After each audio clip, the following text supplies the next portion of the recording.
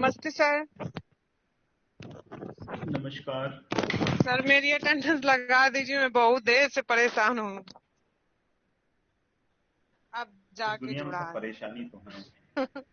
नहीं सर, पहली बार ऐसा हुआ, नहीं तो तुरंत हो जाता था। आज हम बहुत परेशान हो गए। सर लगा दीजिएगा प्लीज।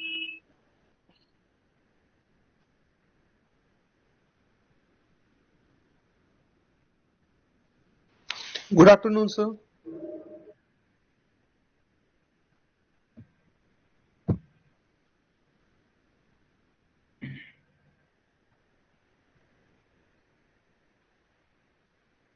सर शायद हम लोगों के साथ में जुड़ चुके हैं, तो वेलकम सर, स्वागत है आपका। सर नमस्कार। नमस्कार सर, नमस्कार। ठीक है सर, हम लोग वेलकम अगेन सर। बिल्कुल पुनः बिल्कुल स्वागत धन्यवाद। आपका। बिल्कुल धन्यवाद सर, धन्यवाद। और हम लोग कंटिन्यू आज करें तो आगे। ये क्लास बिल्कुल बिल्कुल, मैं सर बिल्कुल बिल्कुल बिल्कुल समय का स्वागत दुरुपयोग है किए आपका। बिना बच्चे कार्य को तैयार हैं, प्रारंभ कर आप रहे हैं। इनका मार्गदर्शन नमस्ते करिए। सर। आपके विचारों से। हाँ बिल्कुल सर नमस्ते। बिल्कुल, नमस्ते आपके सर। विचारों से नमस्ते इनको सर। लाभान्वित कीजिए। सभी को नमस्ते। नमस्ते सर। नमस्ते सर। सभी को नमस्कार।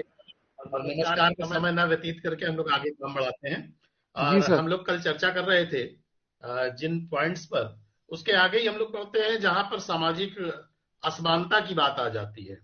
कल हम लोग चर्चा पिछड़ा वर्ग, अनुसूचित जाति, अनुसूचित जनजाति, इन्हीं पॉइंट्स पर कर रहे थे। और उसी के आगे हम लोगों का टॉपिक होगा कि संप्रदाय के आधार पर कहां कहां प्रॉब्लम आई है। जो भी समस्याएं थी, जो संप्रदाय है हमारा, उस पर कहां कहां प्रॉब्लम आती थी। तो संप्रदाय में अगर हम देखते हैं तो सबसे बड़ी समस्या क्या है? जाति, धर्म, और तीसरी चीज आ गई हमारी संप्रदाय। संप्रदाय में एक वर्ग को बता दिया गया कि वो अल्पसंख्यक है, किसी को बता दिया गया कि वो बहुसंख्यक है। वास्तविकता में ना कोई अल्पसंख्यक है, ना ही कोई बहुसंख्यक है। अल्प वही है जिसकी बुद्धि अल्प है, और बहु वो है जिसके पास बुद्धि बहुत है। तो जो जाति समाज हमारी व्यवस्थाएं बनी हुई थी, उन जाति व्यवस्थाओं में जो प्रॉब्लम्स आने लगी, उन पर आज हम लोग चर्चा करेंगे। हम देखते हैं कि शिक्षा में जब बात करते हैं तो हिंदू के साथ साथ जोड़ दिया जाता है ईसाई, मुस्लिम, सिख, ये सभी समुदाय जोड़ दिए जाते हैं। जो समुदाय है इन सभी को हम बताते हैं कि अल्पसंख्यक है। अल्पसंख्यक के कारण ये क्या करते हैं, शिक्षा में अतिरिक्त सुविधाओं की मांग करने लगते हैं। जबकि वास्तविकता यह है कि शिक्षा में अतिरिक्त सुविधा की डिमांड कतई नहीं होनी चाहिए, किसी के साथ भी नहीं होनी चाहिए। उसको अंकों के आधार पर कभी भी लाभ नहीं देना चाहिए। शिक्षा ज्ञान के लिए होनी चाहिए। शिक्षा में ऐसी शिक्षा देनी है कि जिससे हमारा देश ऊपर जाए। हमें असमानता को बदलना है। और जब हम अल्पसंख्यक होकर के एक नया अपना कोटा रिजर्व करते हैं, तो उस समय क्या होता है, शिक्षा में असमानता को प्रश्रय मिलने लगता है। शिक्षा में असमानता बढ़ती जाती है। और कारण क्या है? चूंकि सबसे बड़ी चीज है सामाजिक असमानता भी है। जो सामाजिक असमानता है, जिसके आधार पर समाज में जो विभिन्न श्रेणियों में बांट दिया गया, सामाजिक असमानता में सब बांट दिया गया। कारण क्या है? कोई भी वर्ग, कोई भी व्यक्ति ना ऊंचा होता है ना नीचा होता है। हम सभी बराबर हैं। कल से मैं इसी टॉपिक पर बराबर चर्चा कर रहा हूं। हम सभी बराबर हैं। न हमारा धर्म हिंदू है, न मुस्लिम, न सिख, न ईसाई। हम सभी क्या हैं? हम सभी मानव हैं। अगर हम देखें, अगर हमारे मन के अंदर ये आ जाए कि आखिरकार हम कोशिश करें, ट्राई करें कि आखिरकार ये चार संप्रदाय हैं हमारे, चार जगह बांट दिया गया, हिंदू, मुस्लिम, सिख, ईसाई, यही मेन बांटे गए हैं। बाकी हैं तो ढेरों हैं, नए नए धर्म बन रहे हैं। आखिरकार ईसाई धर्म पनपा कैसे? ईसाई धर्म आज भी हम लोग बार बार पेपरों में पढ़ते हैं, न्यूज़पेपर्स में आता है, मतांतरण हो रहा है, धर्मांतरण हो रहा है। इन सब के पीछे कारण क्या है? कौन से ऐसे कारण है जिसके कारण हम लोगों के लिए समस्याएं आ रही हैं? अगर हम इस पे देखें तो कहीं ना कहीं जो सामाजिक असमानता की बात करते हैं, जो सामाजिक असमानता हमारे देश में, हमारे समाज में व्याप्त है, ये उसका मूल कारण है।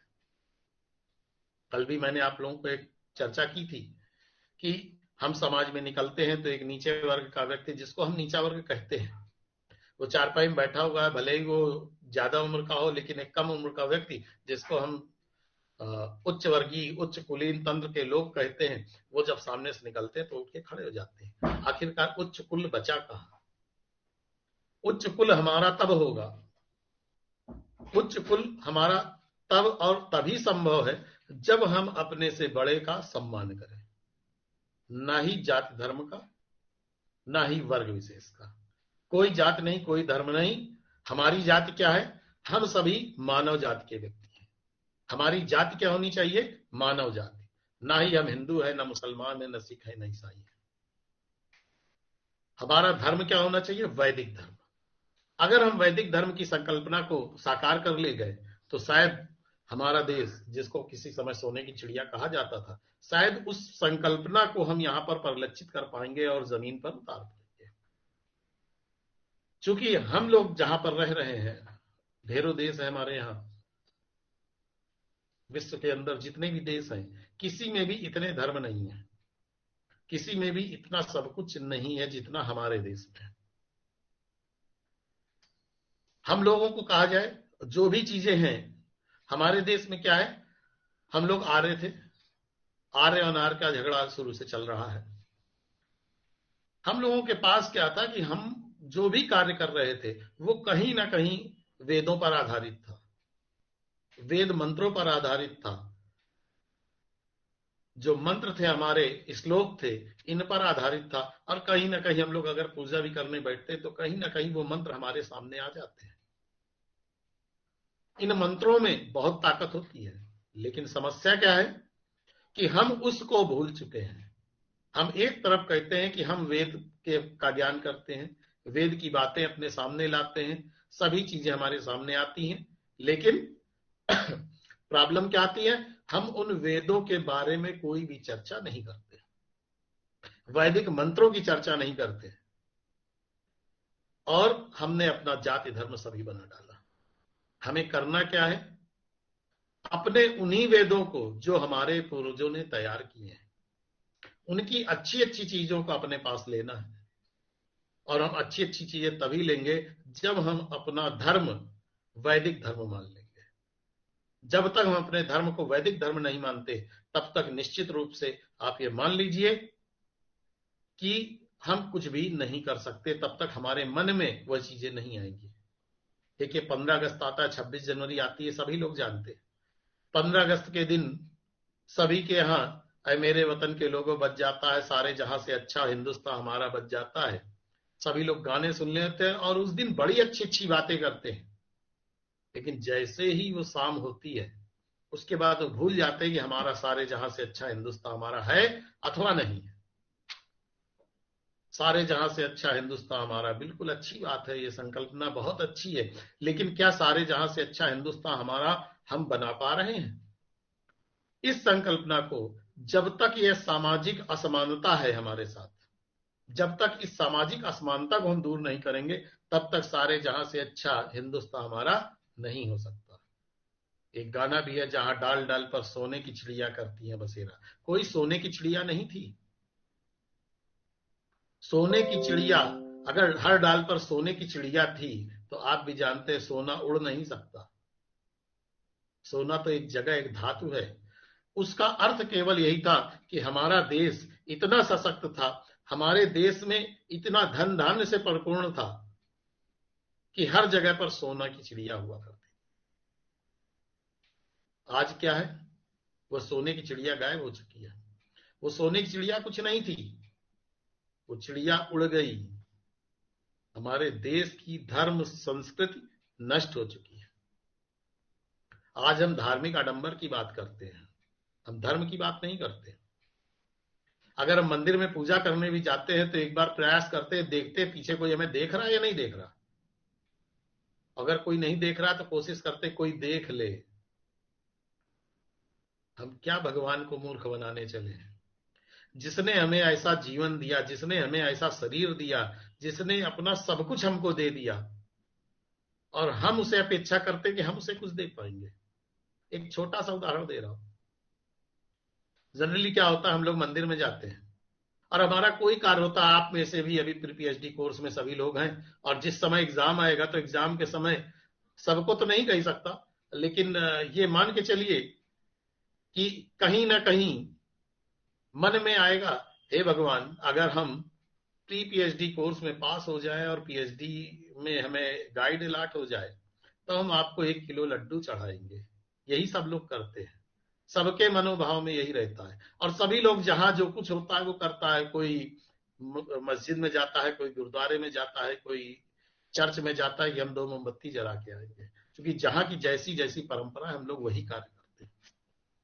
आप सोचिए, हम मंदिर जाते हैं, 1 किलो लड्डू लेके जाते हैं, और जो लड्डू लेके जाते हैं उसका करते क्या है, जरा उसके पीछे जाकर के देखिए, एक बार उसको मन से सोचिए। तो हम जाते हैं, बड़ा सा डिब्बा लेते हैं, उस डिब्बे को भगवान के सामने ऐसे लगाते हैं, शंकर जी की बटिया से छुआते हैं, जो शंकर जी की प्रतिमा बनी हुई है, प्रतीक रूप है, लिंग रूप है, क्योंकि हमारे लिंग रूप की पूजा की जाती है। उससे छुआते हैं और छुआने के बाद थोड़ा सा 2 दाना वहां पर डालते हैं और बाकी उठा करके घर ले आते हैं। आप सोचिए कि आपने किया क्या? आपने तो अधर्म कर डाला। आपने धर्म का पालन नहीं किया, आपने अधर्म किया है। मैं कह रहा हूं, आपके सामने लड्डू लाया जाए और आपको खिलाया ना जाए, डिब्बा लेके भाग जाया जाए, आपको कैसा लगेगा?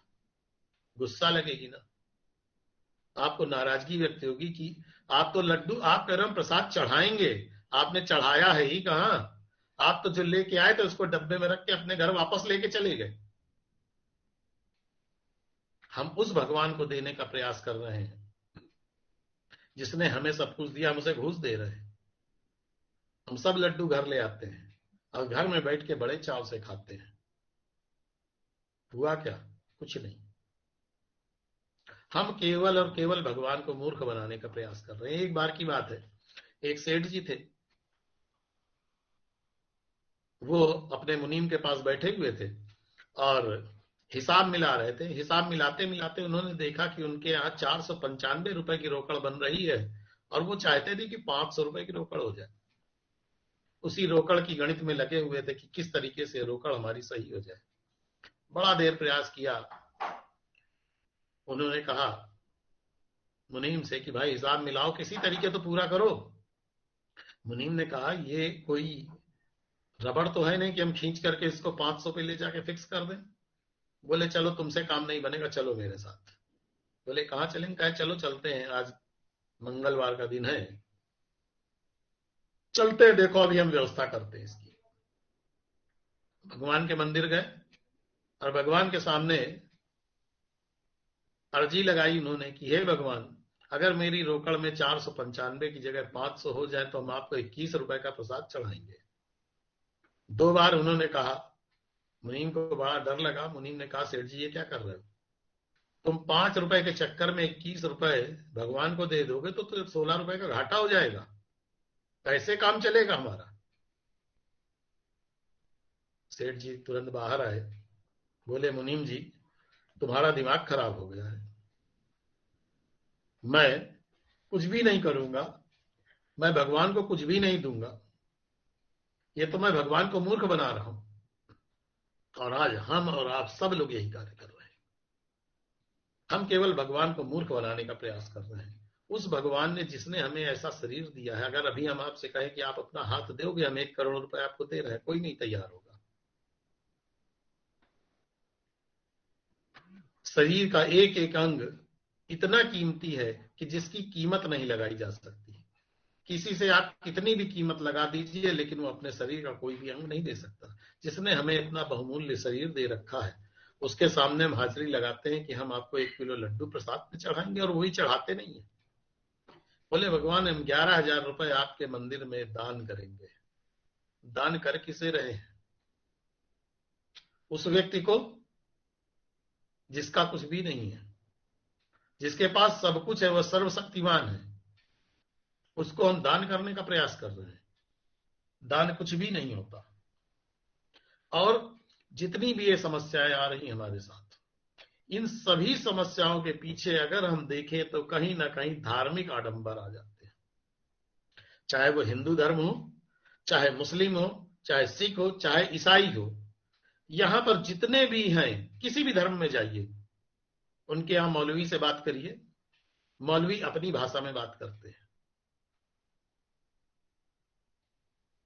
और जब हम बात करते हैं तो वो छोटी छोटी चर्चाओं पर, मैंने मौलवियों से भी जाकर के चर्चाएं की हैं, क्योंकि मेरा प्रयास होता है कि मैं हर धर्म को जानने का प्रयास करता हूं। मुझसे एक बार एक सज्जन मेरे पास आए और मुझसे बोले, सर जो हमारी वो लिखी हुई है कुरान शरीफ, उसका कुरान शरीफ में कई जगह लिखा है कि सामने ऐसा हो जाना चाहिए, कत्लेआम करना चाहिए। मुझे बड़ा खराब लगा। मैंने उनसे कहा, हमने कहा भाई देखिए, आज तो मैं आपसे चर्चा नहीं कर पाऊंगा क्योंकि मेरे पास ऐसा कोई मुद्दा ही नहीं है और मैंने कुरान शरीफ को ना ही पढ़ा है, उर्दू में है। मैं प्रयास करता हूं। पहले दिन तो मैंने सोचा कि अभी अपने किसी मित्र से जो उर्दू जानता हो उससे कहूं कि मुझे पूरी कुरान शरीफ सुनाओ। तो मैंने कहा इसमें तो 2-3 दिन 4 दिन हफ्ता भर लग जाएगा और मैं परेशान हो जाऊंगा। अंत में मैं कानपुर में ही हूं। परेड एक ऐसी जगह है जहां पर हर प्रकार की पुस्तकें मिल जाती हैं। मैं वहां पर गया, वहां पर देखा तो कुरान शरीफ का हिंदी अनुवाद मुझे मिल गया। मैं उसको घर लाया, उसको पढ़ा, उसका अध्ययन किया और अध्ययन करने के बाद मैंने पाया कि ऐसा कुछ लिखा ही नहीं है। जो हमारा हिंदू धर्म है वही मुस्लिम धर्म है।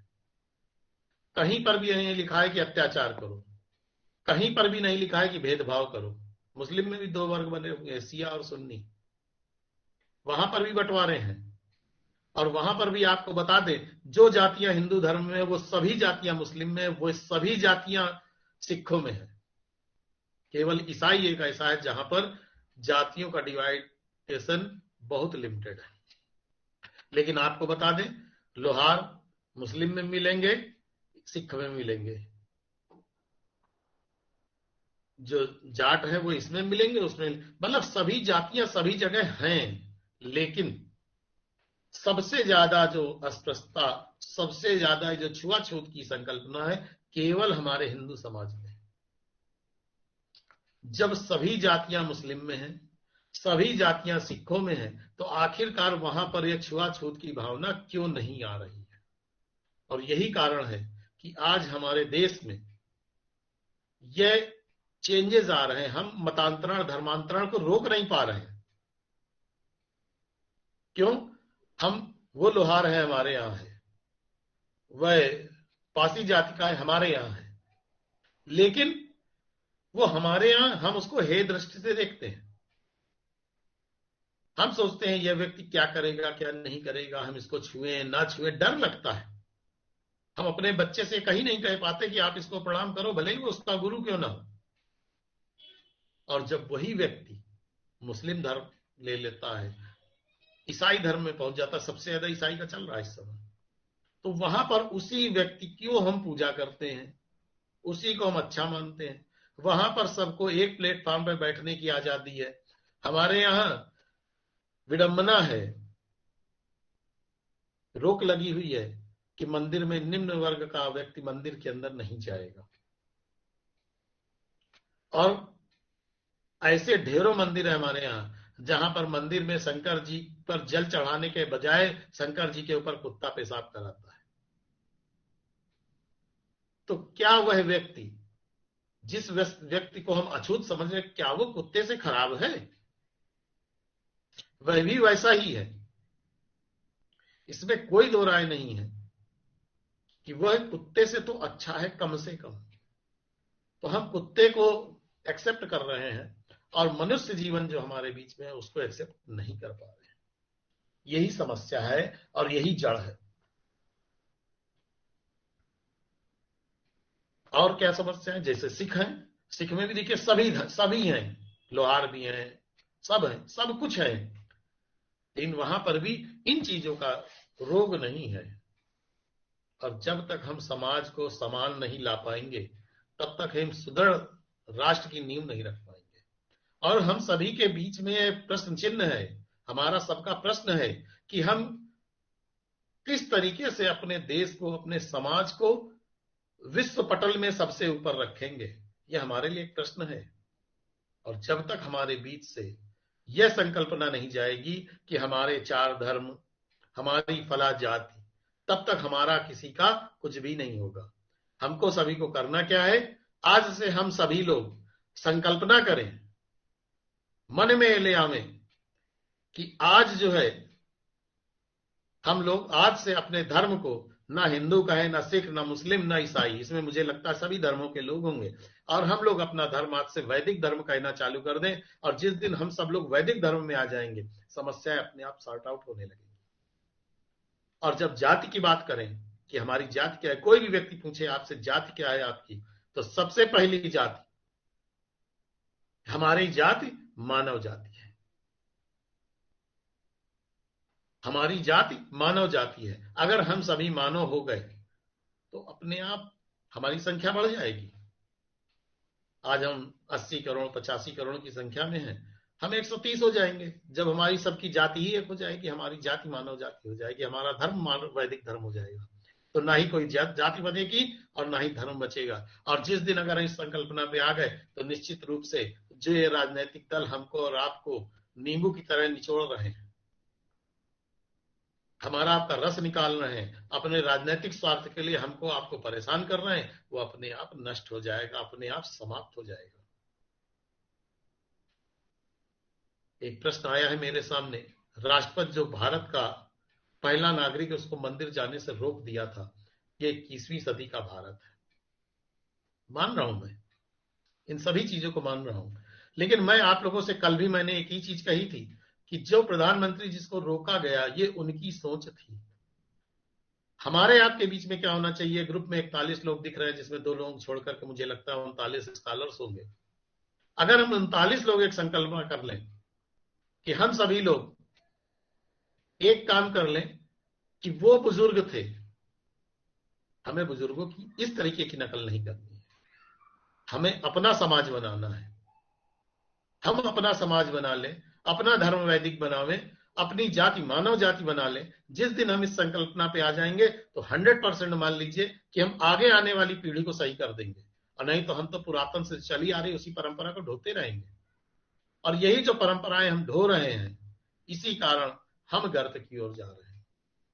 लोग हमारे समाज की एक जाति है पासी जाति, इसको लोग सबसे खराब जाति समझते हैं और कहते हैं सुअर पालते हैं। लेकिन क्या हमको आपको किसी को मालूम है कि इन्होंने सुअर पाला क्यों और इन्होंने इतने गंदे क्यों हुए? किसी को नहीं मालूम होगा। आप इनके इतिहास के बारे में जानकारी करके देखिएगा कि पासी जाति क्या थी। पासी जाति लखीमपुर जनपद आप यहां पर जानते होंगे, उत्तर प्रदेश का ही जनपद है एक लखीमपुर। लखीमपुर में सबसे ज्यादा छत्री हुआ करते थे, और वास्तविकता है कि जो पासी हैं ये सभी छत्री हैं, और मैं तो दावे के साथ कहता हूं कि ये असली छत्री हैं। उस समय की बात है जब औरंगजेब था, जो हमारे यूपी और इस नॉर्थ यूपी में जितना भी है पासी जात का व्यक्ति, ये सब कन्वर्टेड है, ये ओरिजिनल नहीं है।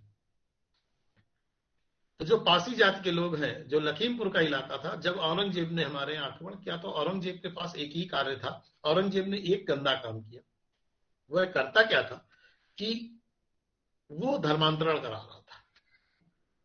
उसने क्या किया, उसने किया ये कि हमारे घरों की बहन बेटियों को अपने साथ ले जाता था और उनको अपने भाइयों के साथ सौंप देता था।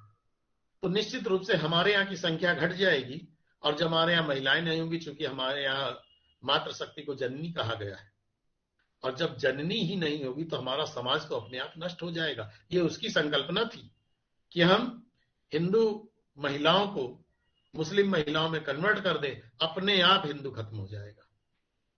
उसने बहुत नीचे की, बहुत छोटी सोच से उसने कार्य किया था कि अगर मूल खत्म कर दें, बीज खत्म कर दें, जब बीज ही नहीं होगा तो पौधा उत्पन्न ही नहीं होगा। वहां के लोगों ने देखा, उनके मन में आया कि हम अपनी बहन बेटियों की रक्षा कैसे करेंगे।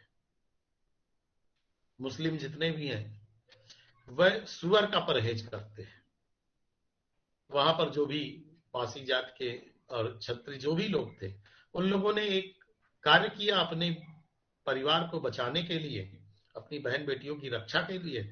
अपने दरवाजे पर आगे और पीछे जहां से भी घर के साथ एंट्री हो सकती थी, वहां सभी जगह सुअर बांध दिए।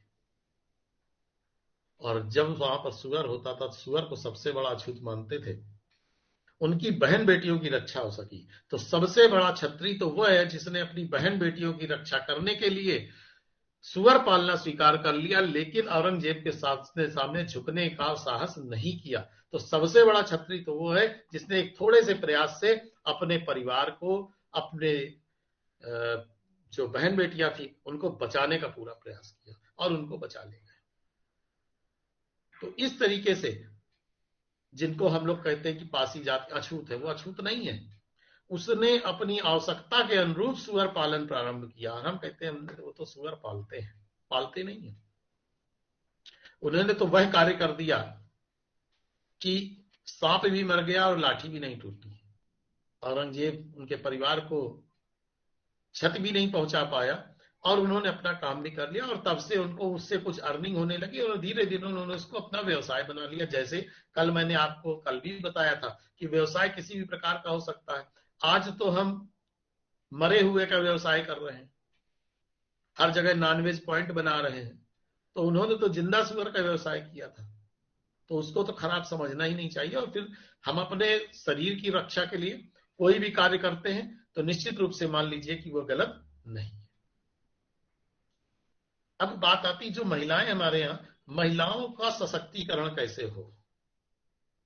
जो हमारी नवीन सामाजिक व्यवस्था है उसमें नारी की सशक्त भूमिका होनी चाहिए। हमें सभी को मालूम है स्वतंत्रता से पहले की स्थिति और आज की स्थितियों में बड़ा अंतर है। स्वतंत्रता से पहले भारतीय नारी की अवस्था जो है अत्यंत दयनीय थी, बहुत ही दयनीय स्थिति में था। लेकिन कुछ समय बाद, उसी समय विधवा विवाह, सती प्रथा, ये सब बहुत चरम पर था, सभी लोग जानते हैं। विधवा विवाह, सती प्रथा, ये सभी जब धीरे धीरे खत्म किया गया और जब खत्म हुआ तो उसी समय पुनर्जागरण की लहर प्रारंभ हो गई और पुनर्जागरण चालू हो गया। संविधान ने भी इन चीजों को ध्यान में रखते हुए और लिंगी समानता जो है उसकी घोषणा की और वयस्क मताधिकार दे दिया गया। समय समय पर नारियों की व्यवस्था को सुधारने के लिए कानून पारित किए गए, जिनमें हिंदुओं में नारी को उत्तराधिकार प्राप्त करने का अधिकार, विवाह विच्छेद के पश्चात भरण पोषण की वैधानिक स्थिति किस तरीके से, स्त्री को गोद लिए जाने का अधिकार दिया जाने लगा, अनैतिक व्यापार दमन कानून आया, दहेज नियंत्रण आया, हाई स्कूल तक लड़कियों की शिक्षा निःशुल्क कर दी गई और सबसे बड़ी चीज कन्या भ्रूण हत्या पर रोक लगाई गई।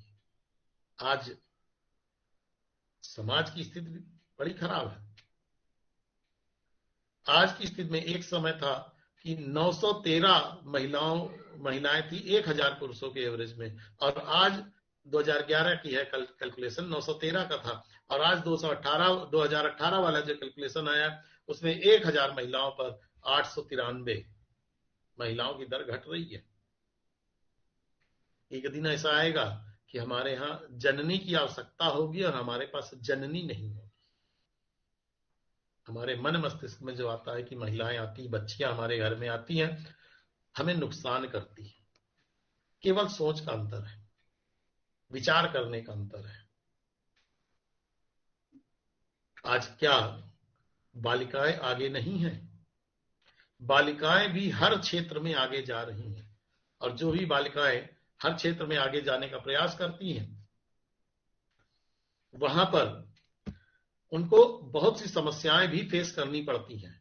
लेकिन जो समस्याएं फेस करनी पड़ती हैं, जो उस भवसागर को पार कर गया वो आगे चला जाता है और जो वो भवसागर नहीं पार कर पाया वो वहीं पर पीछे गिर जाता है। बालिकाओं को हर जगह नारी की दशा सुधारने के लिए ढेरों प्रयास किए गए। प्राथमिक कक्षाओं में भी कहा गया कि बच्चियों को जो है 100% 100% प्रवेश दिया जाए। हम इन सब से पीछे जाते हैं कि नारी की दशा सुधारने के लिए कहीं ना कहीं हम सभी जिम्मेदार हैं।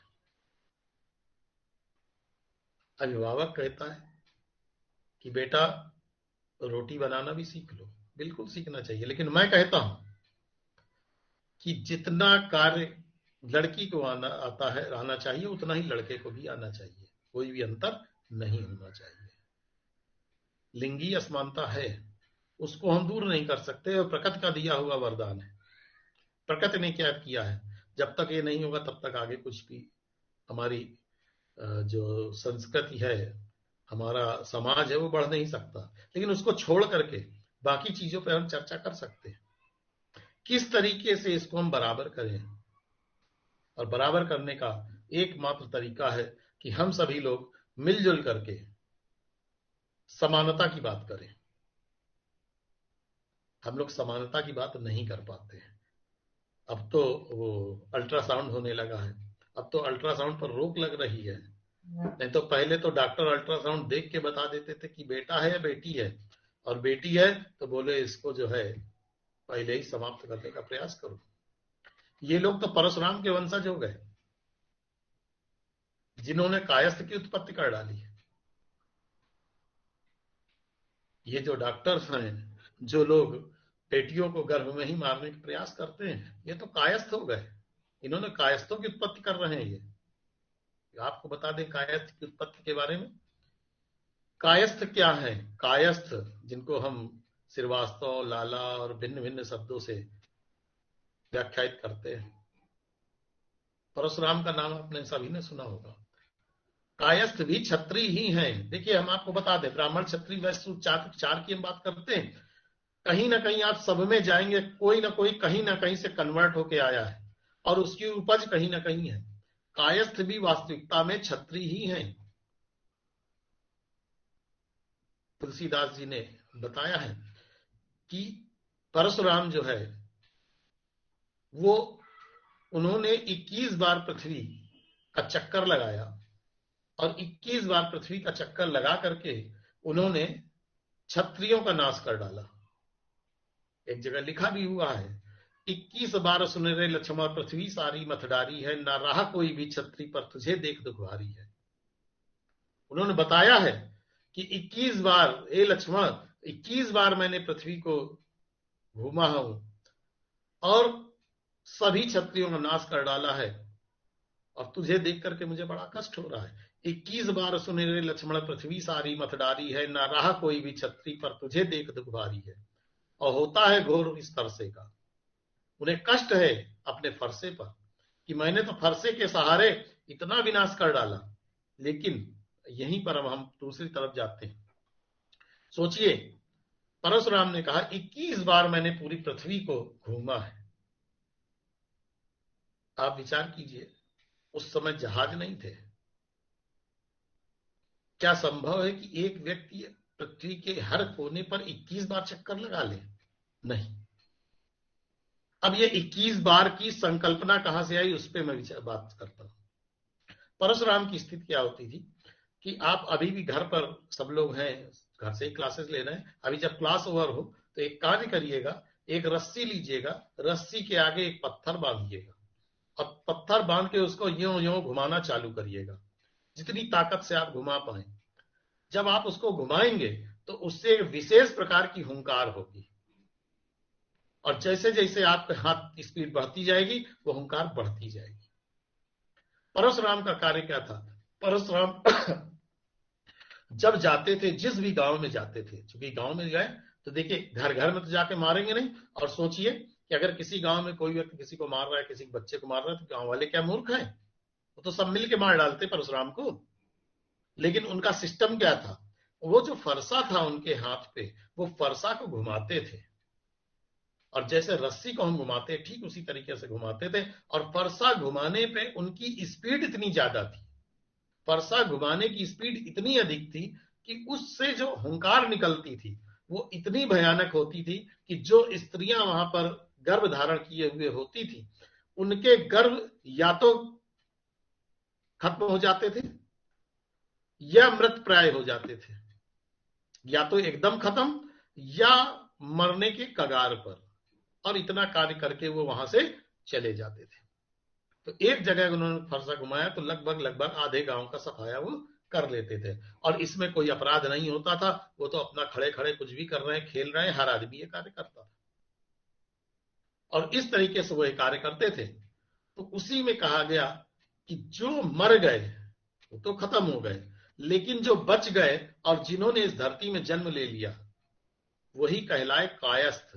काया तो काया है पर अस्थि नहीं है, और यही कारण है कि कायस्थ हमारे समाज का कोई भी व्यक्ति होगा वो कलम का पुजारी है, वो मेहनत नहीं कर सकता, क्योंकि पहले ही कह दिया गया काया है पर अस्थि नहीं है, और इसीलिए वो कायस्थ है। तो कायस्थ भी क्षत्रिय ही है।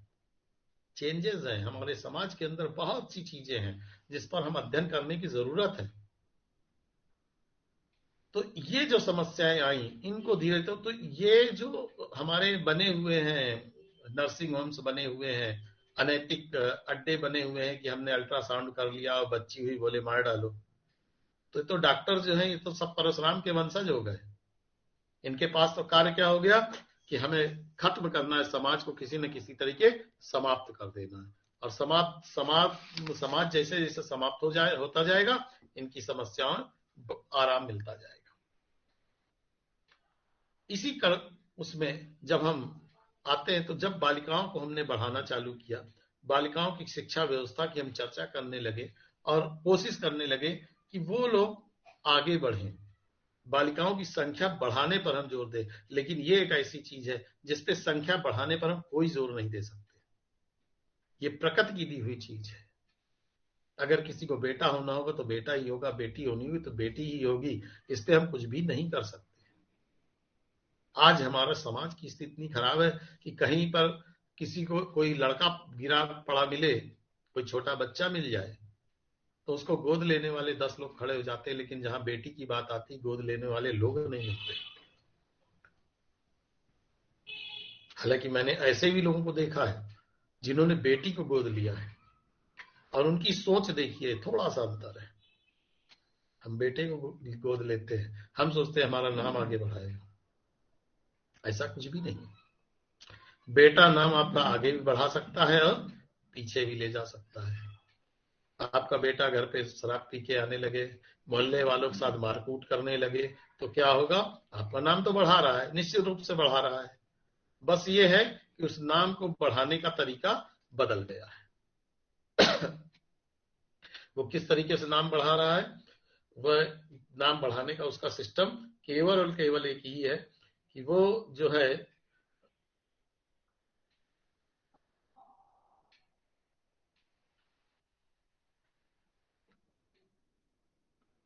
नाम बढ़ाने केवल हमारा आपका भ्रम है कि हमारे परिवार को बढ़ा रहा है। किसी भी तरीके से कोई भी परिवार को नहीं बढ़ा रहा है, कोई भी कुछ भी नहीं कर रहा है। नाम कहा गया है पूत कपूत तो का धन संचय, पूत सपूत तो का धन संचय।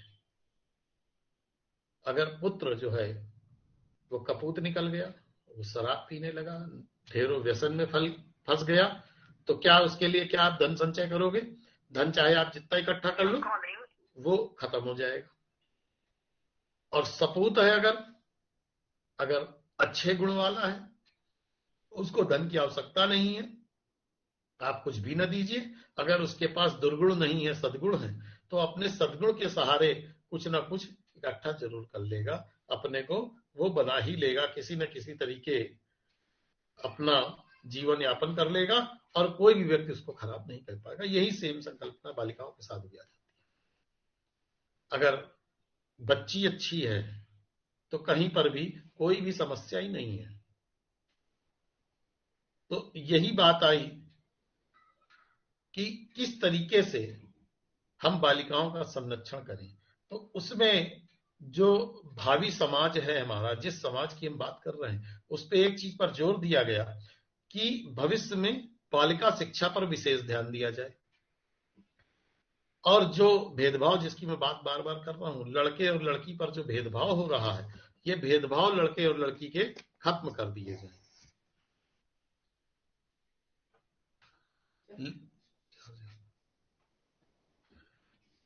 लड़के और लड़की के जो भेदभाव हैं हमारे बीच में, ये समाप्त हो जाए, तभी कुछ हो सकता है।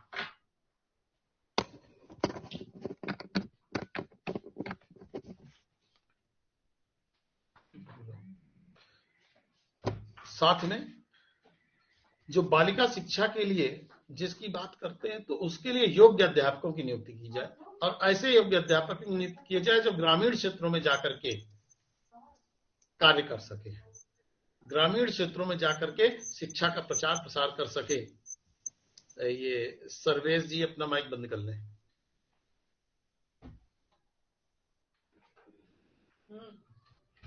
तो इस पर अगर हम लोग फोकस करें किसी भी तरीके कि उनको जो है कहीं पर भी समस्या ना हो। भारत में नवीन सामाजिक व्यवस्था वही है। वही कल भी हम लोग चर्चा कर रहे थे, 6 से 14 वर्ष के बालकों को निःशुल्क अनिवार्य शिक्षा की चर्चा कर रहे थे। ये सभी कुछ आवश्यक है। इन सभी चीजों की हमें आवश्यकता पड़ती जाती है। तो नवीन स्थितियों में 14 वर्ष की आयु पर निःशुल्क अनिवार्य शिक्षा में जोर दिया जा रहा है। जोर तो दिया ही जा रहा है, सभी पर दिया जा रहा है, चाहे बालक हो चाहे बालिका हो। समानता की बात तो हम बराबर कर ही रहे हैं। अंतर क्या करना चाहिए हमको? जो सरकारें हैं इनको बालिकाओं के लिए अलग से विद्यालय खोलने चाहिए। हालांकि कस्तूरबा गांधी बालिका आवासीय विद्यालय खोले गए हैं और पूरे देश में 2000 विद्यालय खोले जाने का लक्ष्य था, जिसमें अभी 988 विद्यालय खोले जाने के लक्ष्य की अभी प्राप्ति हो पाई है। अभी भी 1012 विद्यालय अभी भी खुलने बाकी है। लेकिन विडंबना, इन कस्तूरबा गांधी आवासीय विद्यालयों में बालिकाओं की संख्या ना के बराबर है। 988 विद्यालयों की संख्या का मैंने अभी आकलन करवाया है, और उस आकलन में जो भी विद्यालय हैं, जैसे भी मेरे कांटेक्ट हो सके, मैंने अपने संपर्कों के माध्यम से इसकी सूचना एकत्रित की है। 988 विद्यालयों में मात्र 14,763 बच्चियां पढ़ रही हैं। आप मान लीजिए कि एक विद्यालय में एवरेज 14 से 15 बच्चे हैं। तो क्या ये संकल्पना पूरी हो रही है? इस पर भी विचार करने की जरूरत है। जब इस पर विचार किया गया, मंथन किया गया, लोगों से चर्चा की गई, लोगों ने चर्चा के बाद एक चीज बताई कि ये जितने भी कस्तूरबा गांधी विद्यालय बनाए गए हैं, ये सभी आवासीय क्षेत्र से दूर हटकर बनाए गए हैं, नगर क्षेत्र से दूर है, ग्रामीण अंचल में है, ऐसी जगह पर है जहां पर किसी भी चीज की सुविधा नहीं है। हमारा समाज, हमारे समाज के अंदर, हम सभी लोगों के अंदर एक चीज रहती है, हमारे सभी के साथ एक भावना रहती है कि हमारी बच्चियां कोमल हैं, इनके साथ कोई अहित ना हो जाए, कुछ गलत ना हो जाए। और उन सभी चीजों से बचने के लिए हम प्रयास करते कि हमारी बच्चियां नगर क्षेत्र में ऐसी जगह पर रहें कि अगर कोई आवश्यकता पड़ जाए तो हम उस तक पहुंच सके और हम तक पहुंच सके। नगर क्षेत्र से 10 किलोमीटर दूर जंगल में अगर वो विद्यालय खोल दिए गए हैं तो उन विद्यालयों का कोई भी औचित्य नहीं बनता है, उन विद्यालय से कोई भी मतलब हल नहीं होता है। तो जो कस्तूरबा गांधी विद्यालय खोले गए हैं, ये इसीलिए खोले गए, लेकिन वो संकल्पना साकार नहीं हो पा रही। आप सोचिए कि इस समस्या को किस तरीके से एक हमारे विश्व की पहली महिला शिक्षिका, जिसका नाम सावित्रीबाई फूले है, सभी ने सुना होगा, उसका बर्थडे भी मनाते हैं, 3 जनवरी को बर्थडे था, जन्मदिवस मनाते हैं। लेकिन क्या हमने कभी सोचा कि आखिरकार वो महिला शिक्षिका बनी कैसे? उनके पति थे ज्योतिराव फूले, वो साथ में थे। जो फूले थी मैडम, इन्होंने एक कार्य करना चालू किया। इनके मन में आया कि किस तरीके से बालिकाओं को शिक्षा दी जाए, किस तरीके से बालिकाओं की शिक्षा को बढ़ाया जाए। इन्होंने प्रयास करना चालू किया, और जब प्रयास करना चालू किया तो ये जिस विद्यालय में इन्होंने अपना विद्यालय बनाया, गांव के बच्चों को इकट्ठा करके, बच्चियों को इकट्ठा करके विद्यालय की संकल्पना को अंजाम दिया। और जब ये वहां पर पढ़ाने जाती थी तो आपको विडंबना सुनने को मिलेगी। जब ये घर से निकलती थी तो अपने साथ अपने बैग में एक अपने लिए साड़ी ले करके जाती थी, क्योंकि समाज हमारा इतना गंदा था कि समाज ये नहीं चाहता था कि बालिकाओं को शिक्षा दी जाए। इनका विरोध करने के लिए पहले तो मौखिक विरोध किया गया, लेकिन जब वो विरोध से पीछे नहीं हटी तो कार्य चालू हुआ कि जब ये जाती थी, पढ़ाने जा रही होती थी, मार्ग पर इनके ऊपर कीचड़ फेंका जाने लगा, गोबर फेंका जाने लगा कि ये गंदी हो जाएंगी। तो जब गंदगी हो जाएगी इनके शरीर में तो यहाँ कक्षा क्या लेंगी। लेकिन यहीं पर कहा जाता है दृढ़ निश्चय। जो हमारा निश्चय था वो दृढ़ था, अटल था, अडिग था। उस दृढ़ निश्चय ने क्या किया कि उस संकल्पना को, कि इन्होंने सोच लिया था कि मुझे यह कार्य करना है। यही आप लोगों के साथ भी होना चाहिए। हमारे पास निगेटिव थिंकिंग नहीं होनी चाहिए। उन्होंने सोचा मुझे पढ़ाना ही है बच्चियों को, चाहे कुछ भी हो जाए।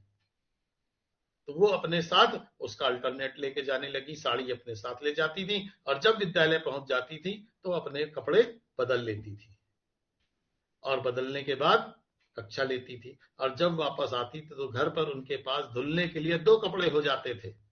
सोचिए उस समय जिस महिला ने विचार किया हो कि हमें महिलाओं को शिक्षा देनी है, उस महिला ने कितना संघर्ष किया होगा।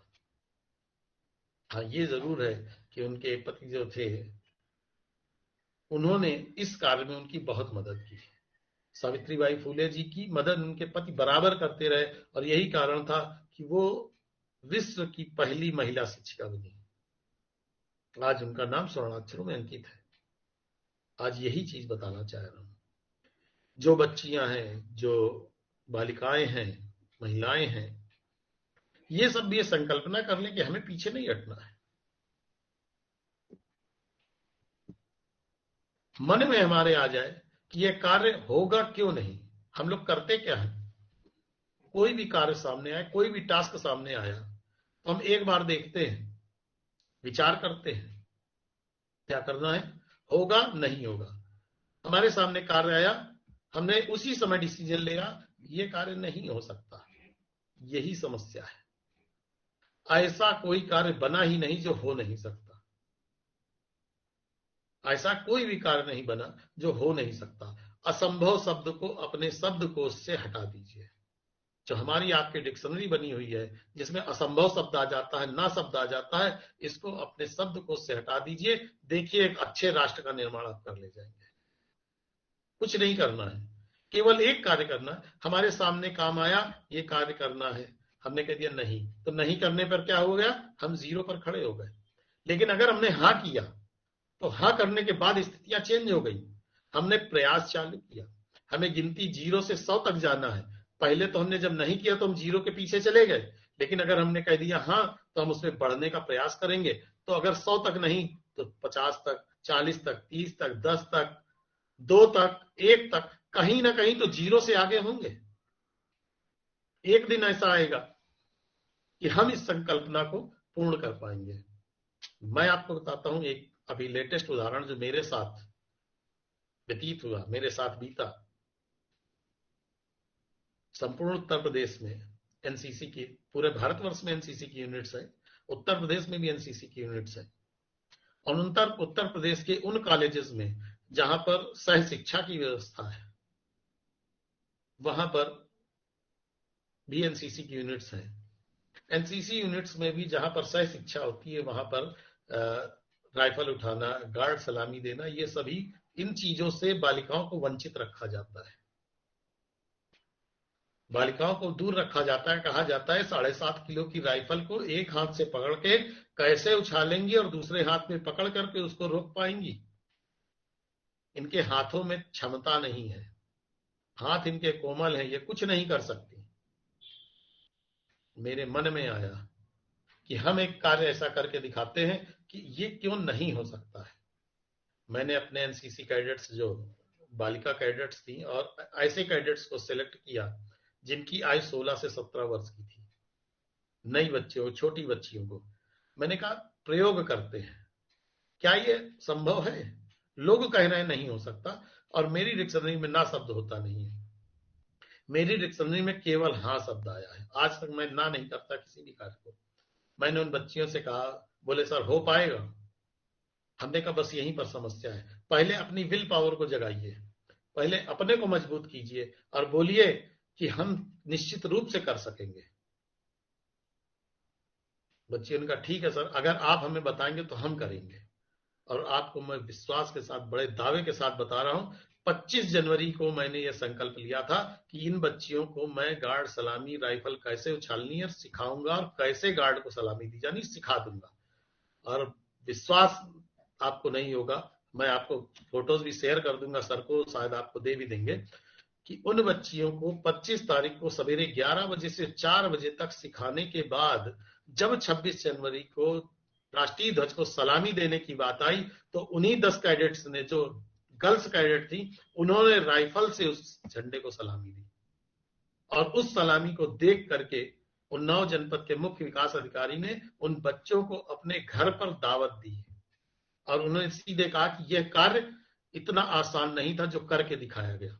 तो मैं दावे के साथ कह सकता हूं कि ये जो हम लोगों ने बाइफर्केशन कर रखा है कि लड़के ये कार्य कर सकते, लड़कियां नहीं कर सकती, जब वो बच्चियां जो 16 साल 17 साल की बच्चियां हैं, वो एक हाथ से राइफल उछालती हैं और दूसरे हाथ से पकड़ती हैं और हवा में रोकती हैं राइफल को, तो खुद सोचिए कि क्या वो अबला है? नहीं, वो सबला है। और इन सबला को हमें आगे ले जाना है, दिशा हमें देनी है, महिलाओं की ताकत को हमें बढ़ाना है। बालिका शिक्षा को प्रोत्साहन की हम बात करते हैं, लेकिन हम इस पे कार्य नहीं कर रहे। कार्य करने की आवश्यकता है। मैं दावे के साथ कहता हूं कि वह हर बालिका, वह हर महिला, अगर मौका दिया जाए तो कार्य करके दिखाएगी। मैंने अपनी बटालियन में, मैं भी 57 यूपी बीएन एनसीसी का लेफ्टिनेंट हूं, मेरी बटालियन में 154 लड़के हैं, 154 कैडेट हैं, और उस 154 कैडेट्स की बटालियन को मेरी सीनियर अंडर ऑफिसर तरन्नुम खान है, वो कंट्रोल कर रही है, और उसको मैंने बनाया है। और केवल एक ही चीज बताया था, बेटा आप बालक की तरीके हो, बालिका नहीं। आपके अंदर विल पावर बहुत होनी चाहिए, आपके अंदर वो मजबूती होनी चाहिए कि सामने वाला आपको देख के डर जाए। लोग कहते हैं लड़की जा रही, जैसे एक चर्चा में रहता है, लड़की जा रही है, कोई देख लेगा उसको, देख लेगा तो क्या हो जाएगा। मैं दावे के साथ कहता हूं, अगर लड़की की इच्छा नहीं है कि उसकी तरफ कोई लड़के की निगाह हो, तो गारंटी लेता हूं किसी लड़के की हिम्मत नहीं है जो किसी लड़की की तरफ आंख भी उठाकर देख ले। लेकिन इसके लिए मजबूत होना पड़ेगा। आज हम लोग अपने बच्चियों को कहते कराटे सीख लो, जूडो सीख लो, बॉक्सिंग सीख लो। किस लिए सिखाते हैं? कि वो अपनी रक्षा कर सके। मैं कहता हूं इन सबकी आवश्यकता ही नहीं है।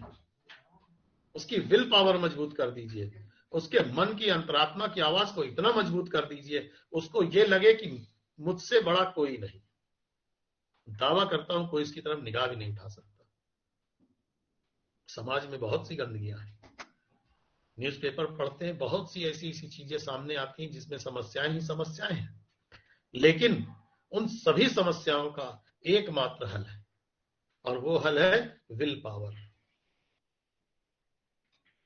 परसों की ही बात मैं बता रहा हूं, मेरी एक कैडेट है, उसको उन्नाव जनपद में 6:30 बज गया और उसको घर जाना था। उसका घर उन्नाव जनपद से 40 किलोमीटर दूर है, और जहां पर बस उतारती वहां से 3 किलोमीटर पैदल जाना होता है। उस बच्ची ने मुझसे यही कहा कि सर मेरा घर बहुत दूर है, अब तुम अपने घर अकेले जाओगे, और जाओ और घर जाके मुझसे बात करना। पहले उसको लगा, मैंने कहा कुछ नहीं होगा, मन से तुम कमजोर हो, मन मजबूत करो, और ये मन में सोच के जाओ कि तुम्हारा कोई कुछ नहीं कर सकता। और हमने कहा एक चीज और कह रहा हूं कि जैसे लोग कहते हैं कि जब डर लगे तो हनुमान जी का नाम लेना चाहिए। कहते हैं हनुमान चालीसा अगर पढ़ दो तो रात में डर नहीं लगता है। संकट कटे मिटे सब पीरा, जो सुमरे हनुमत बलवीरा। संकट ते हनुमान छुड़ावे, मन कम वचन जहां ध्यान जुलावे। तो संकट से वो छुड़ा देते हैं। मैंने उस बच्ची से कहा तुम किसी संकट का नाम न लेना, तुम जाना और केवल मन में अपने आंख बंद कर लेना, और जब तुम्हें डर लगने लगे तो सोच लेना मेरे गुरु, मेरे पिता, मेरी माँ मेरे साथ है। मैं दावा करता हूं कुछ नहीं होगा। और विश्वास हो आपको, वो बच्ची अपने घर 8:45 बजे रात में पहुंची। 3 किलोमीटर रास्ता जहां पर पैदल जाना था, और जब घर पहुंची तो उसने तुरंत मुझे फोन किया, सर मुझे डर नहीं लगा। मुझे बड़ी खुशी हुई कि एक बच्ची के मन से मैंने वह संशय हटा दिया जो बालिकाओं के मन में हमेशा रहता है कि हमें दिक्कत होगी। एक से हटा, 1 से 2 होंगे, 2 से 4 होंगे, 4 से 8, 8 से 16, 16 से 32, और इस तरीके से चेन बनती चली जाएगी। और जिस बालिका शिक्षा की हम बार बार चर्चा कर रहे हैं कि हमें बालिकाओं को बढ़ावा देना चाहिए, बालिकाओं को समान शिक्षा की बात करनी चाहिए, उस पर हम विजय प्राप्त कर पाएंगे। और ये निश्चित है कि एक दिन ऐसा कुछ ना कुछ होगा जरूर। चेंजेस हो रहे हैं। एक गांव ऐसा भी है, शायद आपने ना पढ़ा होगा, राजस्थान प्रदेश में एक गांव है। उस गांव में 4 भाई भी अगर हैं तो शादी केवल बड़ा भाई ही करता है, बाकी किसी भाई की शादी नहीं होती है, क्योंकि वहां पर महिलाओं की संख्या में कमी है, बालिका है ही नहीं। अगर यही रहा जो हमारे मन भाव में व्याप्त है कि बालिकाओं को हमें पीछे करना है, कुछ भी करना है, तो वो दिन दूर नहीं कि हमारे प्रदेशों में भी ये स्थितियां आ जाएंगी। और उस समय हमारे लिए सामाजिक असमानता अपने आप चालू हो जाएगी। हमें सबसे पहली चीज, ना ही बालिकाओं को पीछे करना है, ना ही उनको जन्म से समाज धरती पर आने से रोकना है, क्योंकि हम लोग रोकने का प्रयास बहुत करते हैं। रोक दो, मत आने दो। दहेज की बात करते हैं, बालिका शिक्षा में दहेज भी आ जाता है। दहेज की बात करते हैं, आप सोचिए, विडंबना है कि लड़के वाले अपने बेटे को बेचते हैं, बोली लगवाते हैं। लड़की का पिता जब जाता है किसी वर की तलाश में, और जब सब कुछ ठीक हो जाता है, सबसे पहले तो एक विडंबना है कि लड़का बोलता है कि भाई मुझे लड़की देखनी है। ये सामाजिक असमानता है। समाज के अंदर प्रॉब्लम कहां से आई? लड़के का अपने पिता से भरोसा उठ गया, लड़के लड़की का अपने माता पिता, अपने बड़े भाई से भरोसा उठ गया है। उसके मन में यह संशय रहता है कि कहीं ऐसा तो नहीं है कि मेरे पिता मेरी शादी ऐसी लड़की से करवा दे, ऐसी कन्या से करवा दे जो कुरूप हो, जो कानी हो, जिसका चेहरा खराब हो, जिसका हाथ कटा हो। क्या सोचिए, क्या कोई पिता ऐसा कर सकता है? कोई भी पिता अपने जीते जी अपने इस विचार में कभी भी अपने बच्चे का हित नहीं कर सकता, चाहे कुछ भी हो जाए। वह पूरे ताकत लगा देगा, पूरा जोर लगा देगा, कुछ भी हो जाए, at any caste, at any way, वो अपने बच्चे के लिए बेहतर ही करने का प्रयास करेगा। कुछ भी हो, हम अपने बच्चे के लिए अच्छा से अच्छा कर दें। तो ऐसी कन्या की बात ही नहीं करेगा, और ना ही कोई कन्या का पिता ऐसे वर की बात करेगा। और समाज की रही बात, तो समाज में ना ही कोई बालक और ना ही कोई बालिका विवाह से दूर रह पाते हैं। होता सबका है, जिसका जहां पर भाग्य होगा जाएगा वहीं।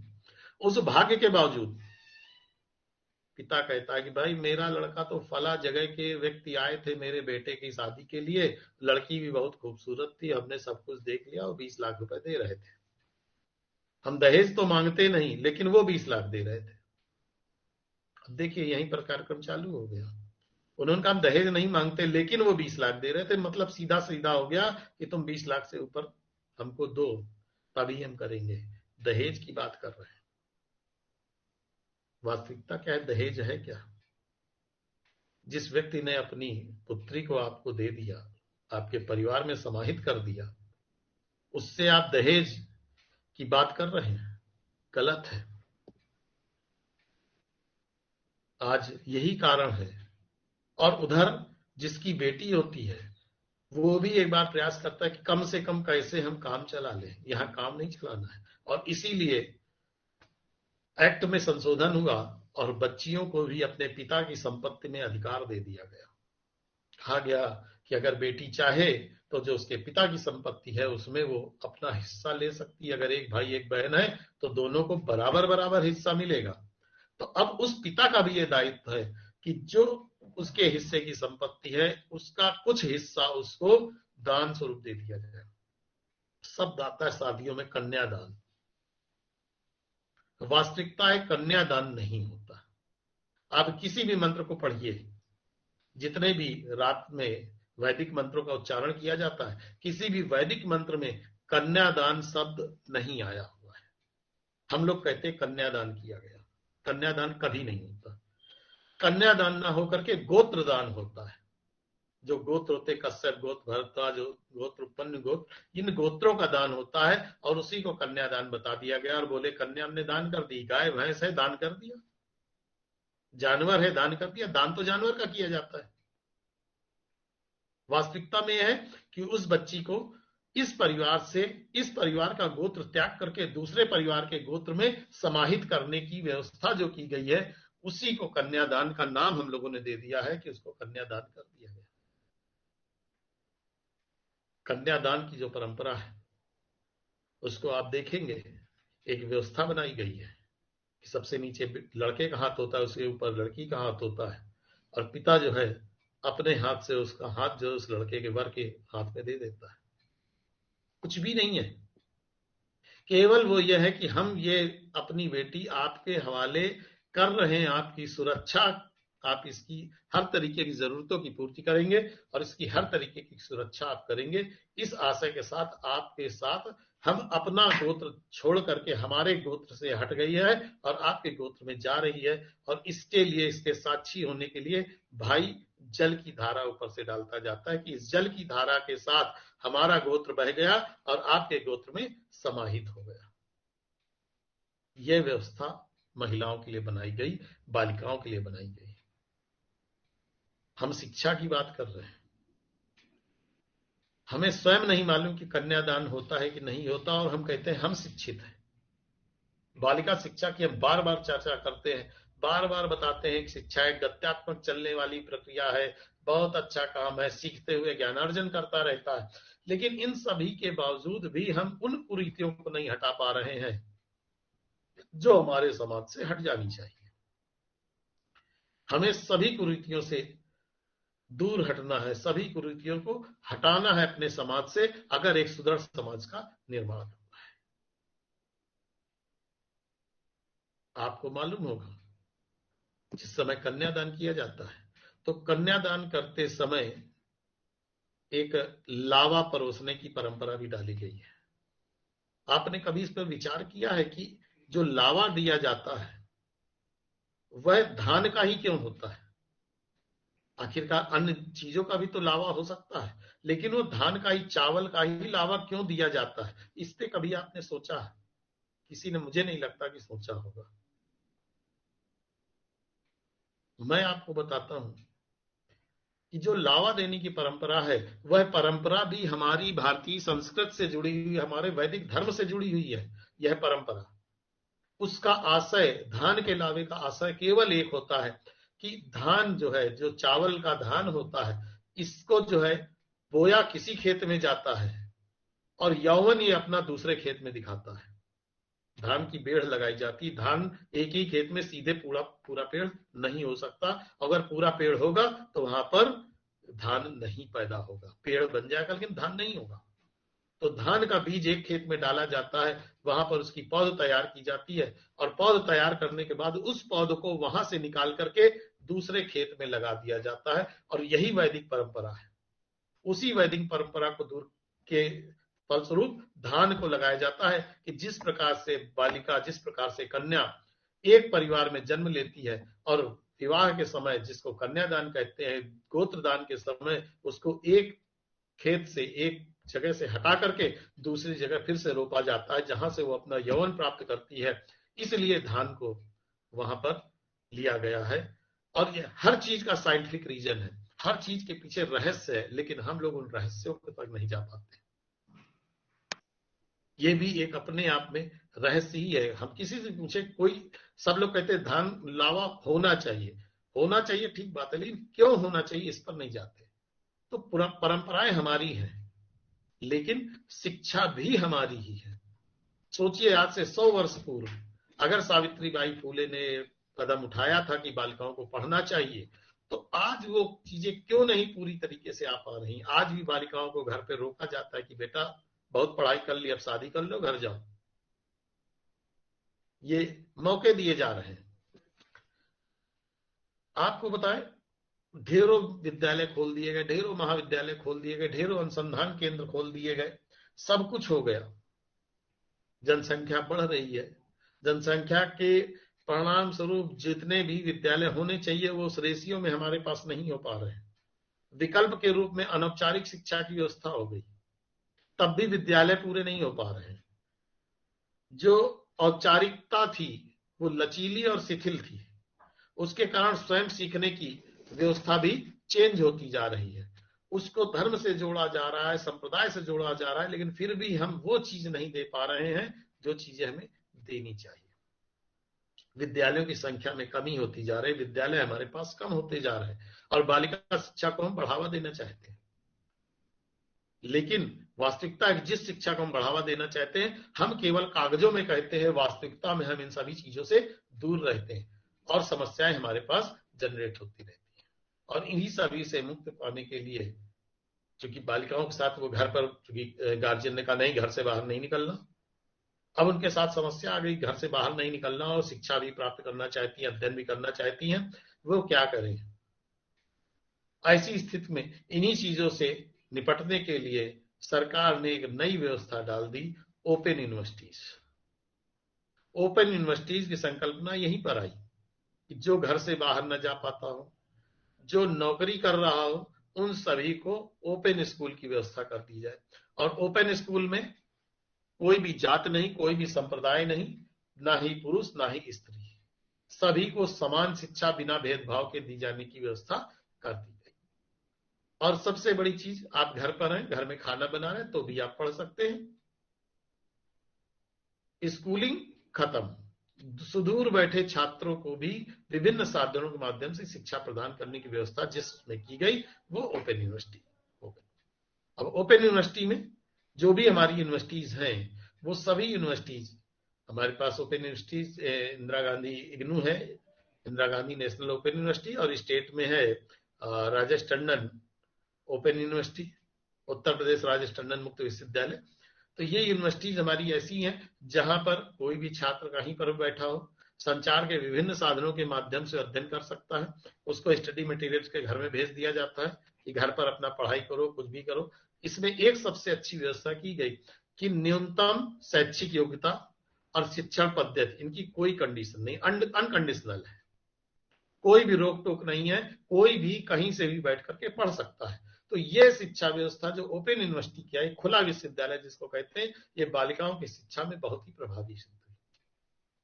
बालिकाओं की शिक्षा इसके माध्यम से बढ़ने लगी और धीरे धीरे सब कुछ सही होने लगा। इंदिरा गांधी ओपन यूनिवर्सिटीज जो है 19 नवंबर 1985 को इसकी स्थापना की गई थी, और ये केंद्रीय विश्वविद्यालय, सेंट्रल यूनिवर्सिटी, ये संपूर्ण भारतवर्ष में इसके केंद्र हैं, अध्ययन केंद्र हैं। इन्होंने क्या किया, हर जनपद में एक अध्ययन केंद्र बना दिया। उस अध्ययन केंद्र में रह करके हर व्यक्ति शिक्षा प्राप्त कर रहा है। पत्राचार शिक्षा क्या है? Correspondence education. पत्राचार शिक्षा ये नवाचार शिक्षा है, नए तरीके से कॉरेस्पॉन्डेंस कोर्स जो कहते हैं कॉरेस्पॉन्डेंस। तो ये क्या है कि ये जो है, जो शिक्षा मौखिक शिक्षा में भाग नहीं ले पाते उनको पत्राचार से करा दिया गया।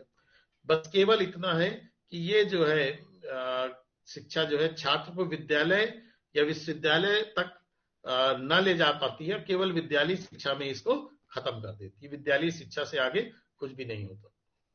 और पत्राचार शिक्षा का प्रारंभ जो है दिल्ली यूनिवर्सिटी ने किया था। दिल्ली यूनिवर्सिटी ने ही सबसे पहले पत्राचार कोर्स प्रारंभ किया, और उसके बाद मेरठ है, मैसूर है, हिमाचल प्रदेश है, इलाहाबाद, सभी जगह पत्राचार शिक्षा चालू हो गई। पत्राचार शिक्षा में क्या होता है कि प्रत्येक शिक्षक जो है एक इकाई बना दी गई और बताया गया इस पर आप लिख के ले, वो लिख करके ला रहे हैं, पढ़ रहे हैं, सब कुछ कर रहे हैं, और उसको धीरे धीरे पढ़ना और आगे बढ़ने का कार्यक्रम प्रारंभ हो जाता है। जो ये पत्राचार शिक्षा थी, इसमें सबसे ज्यादा श्रव्य द्रव्य साधन का प्रयोग किया जाता है, जिसका आज हम आप भी कर रहे हैं।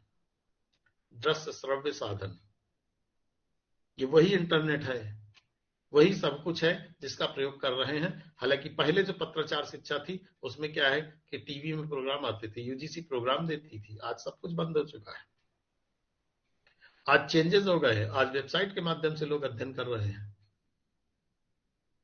कोई भी जाता है कहीं पर भी जाकर के अध्ययन करना चालू कर देता है। अब इसके साथ साथ जब पत्राचार शिक्षा की बात करते हैं तो पत्राचार शिक्षा का एक सबसे बड़ा फायदा आदिम जाति को भी हुआ। देखिए, अनुसूचित जनजाति जो है, अनुसूचित जाति, अनुसूचित जनजाति, दो चीजें हैं। और जो अनुसूचित जनजाति है, इसको अगर आप देखेंगे तो कहीं ना कहीं आदि मानव के टाइप से मिलती जुलती है, जिसको हम आदिम जाति भी कहते हैं, अनुसूचित जनजाति या आदिम जाति। तो जो आदिम जाति है उसकी शिक्षा आदिवासी जहां निवास करते हैं वहां पर भी जो है शिक्षा जो है उस भाषा में दी जानी चाहिए जिस भाषा में वहां के बच्चे अध्ययन कर सके। जिस भाषा में वहां के बच्चे को अध्ययन करने की छूट मिल जाए वो सभी उस तरीके से पढ़ सकते हैं, लेकिन उनको जो है प्रादेशिक भाषा में शिक्षा दी जानी चाहिए। ऐसे छात्रों को प्रादेशिक भाषा में ही शिक्षा प्रदान करनी चाहिए जिससे कि उनको किसी प्रकार की समस्याएं ना हो सके। शिक्षा जो है, जो बच्चों की समुचित शिक्षा है, बच्चों की समुचित शिक्षा माध्यमिक स्तर पर स्कूलों में होनी चाहिए, हॉस्टल की सुविधा होनी चाहिए। उनको छात्रवृत्ति की जरूरत है क्योंकि वो आदिवासी हैं, जहां पर वो रह रहे हैं वहां पे धनार्जन का कोई भी साधन नहीं है, धनार्जन है ही नहीं। हॉस्टल की सुविधाएं हों, इन सभी को बढ़ाना चाहिए। और इसके अतिरिक्त जो आदिवासी हैं, आदिम हैं, इनके लिए काडर बना देना चाहिए, ग्रुप बना देना चाहिए कि उस पे जो है अनुसूचित जनजाति के लोगों को भी सेवाओं में लगाया जा सके, जिससे कि वो अपने जहां पर रह रहे हैं जंगलों में, ज्यादातर ये आदि मानव की जातियां हैं जो जंगलों में ही निवास करती हैं, इनका अपना अपना एक अलग इलाका होता है। हालांकि अब तो चेंजेस आते जा रहे हैं, बहुत कुछ चेंज हो रहा है। तो जो आदिम जातियों के क्षेत्रों में जो लोग भी गैर एनजीओज हैं, गैर सरकारी संगठन है, उनको प्रोत्साहन दिया जाना चाहिए कि वो लोग जो है वहां पर बैठ करके अच्छे से कार्य करें, खूब आगे बढ़ाएं। और जो काडर की उपलब्धियां हों, जो वहां पर एनजीओज हैं, उन एनजीओज को कुछ ना कुछ वेतन स्वरूप ऐसा कुछ देने लगे कि वो जो है उसके ओर आकृष्ट हो कि हम इनके लिए कार्य करें। और तभी एक दिन ऐसा आएगा जिस दिन अनुसूचित जनजातियों का हम उत्थान कर पाएंगे। क्योंकि देखिए, अनुसूचित जाति है, पिछड़ा वर्ग है, सामान्य वर्ग है, इन सभी का विकास केवल इसलिए है कि नगरीय क्षेत्र में है, गांव में है, ऐसी जगहों पर जहां पर अध्ययन अध्यापन की सभी सुविधाएं हमारे पास उपलब्ध है। लेकिन जो जनजातियां हैं, इनके लिए कहीं पर भी कुछ भी हमारे पास नहीं है, और जो नहीं है उसी को हाँ मिलाना है, यही हमारी आवश्यकता है। किस तरीके से लाएंगे, इस पर हमें विचार करने की आवश्यकता है। जो अनुसूचित जनजाति के लोग हैं, इनके बीच से जो होनहार युवक हैं, जो ज्ञानी हैं, जिनके पास नॉलेज है, उन सभी को हमें धीरे धीरे बाहर लेकर के आना चाहिए। कोई ना कोई कंपटीशन कराना चाहिए, किसी भी तरीके से उनको वहां से बाहर लाना चाहिए और बाहर ला करके उनको अतिरिक्त ज्ञान प्रदान करना प्रारंभ कर देना चाहिए। और जब उनको हम अतिरिक्त ज्ञान देना प्रारंभ कर देंगे तो वह निश्चित रूप से आगे बढ़ेंगे, प्रोग्रेस करेंगे, और एक दिन ऐसा आएगा जब हम अनुसूचित जनजाति जो हमारे यहाँ के लिए समस्या है उससे दूर हो सकेंगे। और वास्तविकता बताऊं, अनुसूचित जनजाति में भी बहुत से लोग ऐसे हैं जिनके पास बहुत नॉलेज है। मैंने, चूंकि अब तो देखिए अनुसूचित जनजाति के बच्चे भी यहाँ पर कॉलेजेस में पढ़ने आने लगे हैं और वो पढ़ने का प्रयास भी करते हैं। उनका ज्ञान मैंने देखा है, हर कॉलेज में एक दो बच्चा आ ही जाता है बीएड एमएड करने, उनको देखा है, उनके पास ज्ञान का भंडार है, लेकिन उसको हम दिशा नहीं दे पाए, उनको हम लोगों ने शिक्षा से दूर रखा, और यही समस्याएं हुई कि नई नई चीजें क्रिएट होती गई। अब इसी तरीके से जब जनजातियों की छात्रावासों की सुविधाओं को हम बढ़ाएंगे तो उनका उत्थान हो सकेगा। वो ग्रामीण क्षेत्र, जो ऐसे क्षेत्र जहां पर रहने की सुविधाएं नहीं है, वहां धीरे धीरे निकल के, हालांकि अब ऐसी स्थितियां नहीं है, गोंड वगैरह जातियां आप देख लें, ये सभी जातियां नगरों में आ चुकी हैं, नगरों के बीच में निवास कर रही हैं। ये फिर भी कुछ ऐसी अनुसूचित जनजातियां हैं जो यहाँ से दूर हैं, उनको भी हमें यहाँ पर किसी भी तरीके लेकर के आना है, समाज के बीच में लाना, और समाज के बीच में लाने के लिए उनके ओर जाना है, उनकी बातों को समझना है, और किस तरीके से उनको समझा करके हम अपनी दिशा, अपनी मुख्य धारा में ले आएंगे, ये सबसे अधिक आवश्यक है।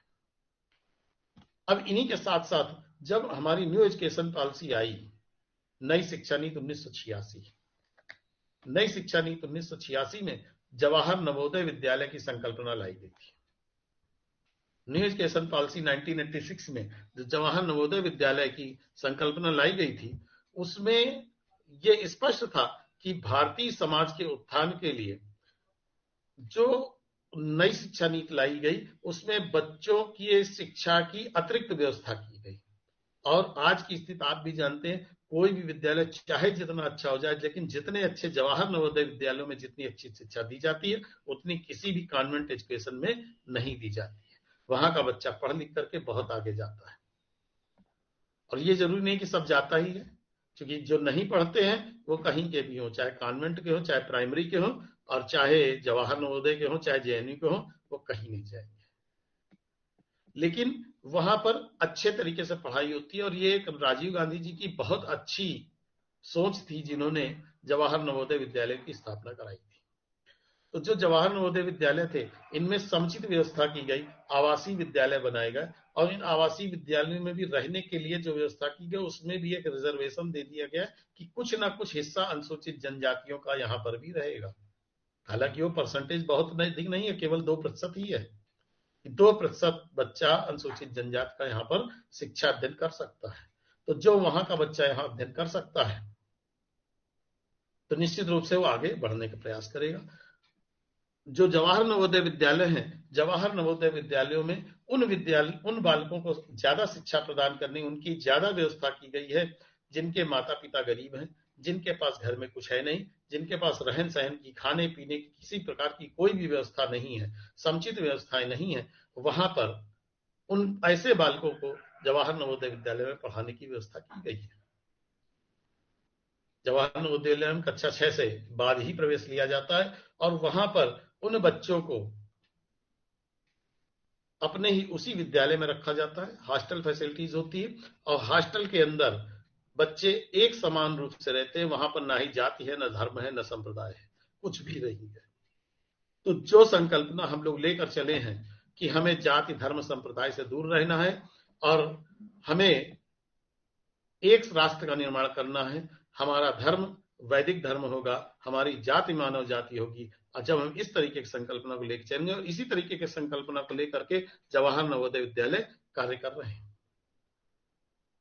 आपको बताएं कि सन 1986 में ये योजना आई, नई शिक्षा नीति राजीव गांधी जी लाए, और राजीव गांधी जी ने इसके लिए अतिरिक्त बजट की व्यवस्था की, और सन 1987 से 1988 के बीच लगभग हर जनपद में एक एक जवाहर नवोदय विद्यालय की स्थापना कर दी गई थी। कितना बड़ा प्रोजेक्ट रहा होगा, कितने लोगों की शिक्षा की व्यवस्था उस समय की गई होगी। और उनमें शिक्षक जो नियुक्त किए गए वो ऐसे योग्य शिक्षक नियुक्त किए गए जिनके पास ज्ञान का अथाह सागर था, उनके मन में कहीं पर भी मन मस्तिष्क में जाति भावना नहीं थी, देश भावना थी, राष्ट्र की भावना थी। एक बार की बात है जहां पर ये बातें आती हैं, एक अमेरिका से एक व्यक्ति भारतवर्ष घूमने आया, और जब वो भारतवर्ष घूमने आया, घूम टहल के लौटा, तो वहां पर उसका एक भारतीय मित्र था। उसने वहां जाते उससे पूछा, क्यों तुम हिंदुस्तान देखा है? बोले नहीं भाई, मैं हिंदुस्तान तो नहीं देख पाया। बोले गए तो तुम हिंदुस्तान थे? बोले गया था हिंदुस्तान, लेकिन एक प्रॉब्लम हो गई। जैसे ही मैं एयरपोर्ट में उतरा तो मुझे वहां पर सिख मिले, ईसाई मिले, मुसलमान मिले, हिंदू मिले, लेकिन कोई भी भारतीय नहीं मिला। एक भी भारतीय मुझे वहां नहीं मिला। मैं वहां से आगे गया, गांवों में गया, गांवों का मैंने ग्राम दर्शन कर ले, शायद वहां पर कुछ मिल जाए। जब गांवों में गया तो वहां पर ब्राह्मण मिले, क्षत्रिय मिले, वैश्य मिले, शूद्र मिले, लेकिन कोई भी भारतीय नहीं मिला, कोई भी हिंदुस्तानी नहीं मिला। मैं और आगे गया, नगरों की ओर चला गया, और नगरों की ओर छोड़ करके मेरे मन में आया कि हमारे भारतवर्ष के राजनेता कितने अच्छे हैं, जिनके बारे में बहुत अच्छी अच्छी बातें सुनने को मिलती हैं। लाओ चले एक बार सचिवालय के दर्शन कराए जाके, सचिवालय में शायद वहां पर मिल जाए। और वहां पर भी गया तो वहां पर भी कांग्रेसी मिला, भाजपाई मिला, बसपाई मिला, सपाई मिला, लेकिन भारतीय नहीं मिला। अब आप सोचिए, उसने जा करके जब इस तरीके से कहा, निश्चित रूप से आप मान लीजिए कि हमारे बीच में कितना बड़ा विभाजन है। हम भारतीय नहीं है, हम हिंदू हैं, मुस्लिम हैं, सिख हैं, ईसाई हैं, लेकिन भारतीय नहीं। आप एक पिक्चर देखिएगा, चक दे इंडिया। चक दे इंडिया में जब शाहरुख खान पूछ रहा होता है, इंटरव्यू ले रहा होता है, तो उस समय उसने एक ही चीज उन लड़कियों से कही थी, उनके पते पूछ रहा था, और उस पते में कोई भी बच्ची ये नहीं कह पा रही थी कि हम भारतीय हैं। और जब जिस बच्ची ने भारतीय कहा तो उसने कहा अब अगर मन में तुम्हारे आ गया कि तुम भारतीय हो तभी तुम देश के लिए लड़ पाओगे। और हमारे सबके मनों में ये भावना आ जानी चाहिए। और मैं अभी देखूंगा चैट बॉक्स में कितने लोग आज संकल्प कर रहे हैं कि आज से हमारी जाति मानव जाति, और कितने लोग संकल्प कर रहे हैं कि हमारी जाति मानव जाति, हमारा धर्म वैदिक धर्म। अगर चैट बॉक्स में आप लोग अपनी सहमत दर्ज करते हैं तो मुझे लगेगा कि आज शायद मेरी कक्षा आपके लिए एक सफल कक्षा हो पाई होगी। और इसको अगर हम लोग ये ले आवें कि इस संकल्पना पे आ जाएंगे तो निश्चित रूप से एक दिन हमारा देश वही सोने की चिड़िया हो जाएगा। हमारे देश के अंदर ज्ञान का भंडार इकट्ठा हो जाएगा। हमारे बीच में कोई भी भेदभाव नहीं रहेगा। और आज से हम लोग बिल्कुल संकल्प लें। और बहुत अच्छे मेरे पास आ रहे हैं विचार बच्चों के, और मैं अपेक्षा करूंगा, ये सभी रिसर्च स्कॉलर्स हैं, और रिसर्च स्कॉलर अगर रिसर्च करके इस संकल्पना पे आ गया कि हमारा धर्म वैदिक धर्म, हमारी जाति मानव जाति, निश्चित रूप से हमारा आज का पूरा मेरा जो भी वक्तव्य है, जो भी मैं बोलना चाहता था, मैं अपने को सफल पाऊंगा। और मुझे लोगों ने प्रॉमिस किया है। और इसी के साथ मैं आज की अपनी कक्षा समाप्त कर रहा हूं। और मैं जो है कक्षा डॉक्टर राम प्रकाश जी को हैंड ओवर कर रहा हूं। डॉक्टर राम प्रकाश जी।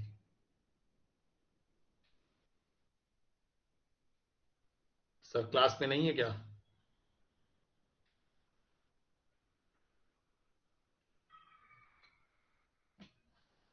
अभी सर कहीं पर मुझे लग रहा है बिजी हैं। तब तक हम लोग देख रहे हैं और बड़े अच्छे विचार आ रहे हैं। और मुझे लगा कि आज आप लोगों ने मैं जो चाहता हूं, चूंकि मैं केवल एक ही चीज चाहता हूं कि हमारा देश अच्छा देश बने और हम लोग आगे जाएं। ठीक सर।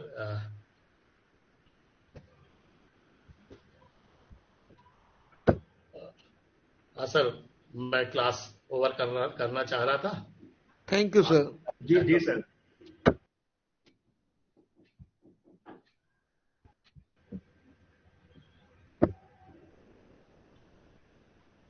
हेलो जी सर। हाँ सर, मैंने कहा मैं क्लास ओवर कर रहा हूँ सर। और ओके सर, बहुत बहुत धन्यवाद सर। आज बहुत धन्यवाद सर। हाँ, बच्चों ने जो है एक संकल्प लिया है कि आज से ये लोग जो है अपना धर्म वैदिक धर्म और जाति मानव जाति के लिए उन सभी ने मुझे एश्योर किया है। और मुझे लगता है कि ये लोग इस कार्य को कर पाएंगे। तो इसके लिए बच्चों का भी बहुत बहुत धन्यवाद। नहीं, देश के कंट्रीब्यूशन में देश के आगे बढ़ाने के लिए यही तो आगे कर्णधार हैं। ये संकल्प लेंगे तभी तो हमारा देश आगे बढ़ेगा। जी सर। और इनके विचारों से और इनकी ताकत से ही तो देश आगे बढ़ेगा। ये देश को जो दिशा देंगे देश उसी दिशा की तरफ जाएगा। बिल्कुल सर। बहुत बहुत धन्यवाद डॉक्टर साहब आपका। बहुत अच्छी बातें आपने आज भी बताई हैं। मैं यहीं पर था, थोड़ा सा वो ऑन होने में थोड़ी दिक्कत हो गई। नहीं सर, मैं यहीं पर था। नहीं ऐसा कुछ भी नहीं। थोड़ा सा नेटवर्क की प्रॉब्लम रहती है, जो जल्दी कनेक्टिविटी में थोड़ी दिक्कत आती है। जी sir. Okay, thank you so much sir. फिर कल हम लोग मिलते हैं फिर से एक नए टॉपिक विषय। कल भी इसी लिंक पर हम लोग मिलेंगे। हम 3:30 बजे आ जाएंगे। Okay sir, thank you. Okay sir, thank you sir. नमस्ते सर। नमस्कार सर। नमस्ते सर। अच्छा बच्चों, थैंक यू सर। हम लोग सर जो लोग एब्सेंट है उनके नाम बता दीजिए। नहीं, हम सारों के ही नाम बोल लेते हैं, जो प्रेजेंट हो या एब्सेंट हो, है ना? जी सर। सबके ही नाम ले लेते हैं इस बार हम। तो मोहिनी इज प्रेजेंट। सॉरी, मैंने कौन सा रजिस्टर निकाल लिया। Just a minute.